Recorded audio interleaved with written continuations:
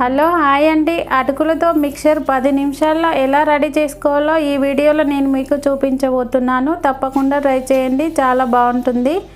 దీని కొరకు ముందుగా 2 కప్పుల అటుకులు తీసుకోవాలి. తర్వాత డీప్ ఫ్రైకి సరిపడా ఆయిల్ వేసుకొని ఆయిల్ వేడయ్యాక అటుకులు పోసుకొని 1 నిమిషం ఫ్రై చేసుకోవాలి. ఇలా ఫ్రై అయిన తర్వాత ఒక బౌల్లోకి తీసి పక్కన పెట్టుకోవాలి. అన్నీ ఇలా చేసుకున్న తర్వాత మరొక జల్లిగంటె పెట్టుకొని 2 కప్పుల పల్లీలు వేసి ఫ్రై చేసి వేసుకోవాలి.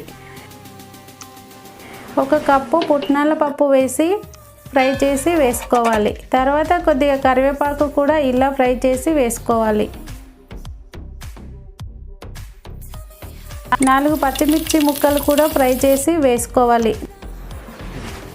4-5 ఎల్లిపాయ ముక్కలు కచ్చపచ్చ దంచి ఫ్రై చేసి వేసుకోవాలి. ఇలా అన్నీ వేసుకున్న తర్వాత 2 టీ స్పూన్ల ఉప్పు, 2 టీ స్పూన్ల కారం, 1 టీ స్పూన్ గరం మసాలా, కొద్దిగా పసుపు వేసి మొత్తం కలిసేలా ఇలా కలుపుకోవాలి. అంతేనండి, ఎంతో టేస్టీగా ఉండే అటుకుల మిక్చర్ రెడీ. తప్పకుండా ట్రై చేయండి, చాలా బాగుంటుంది.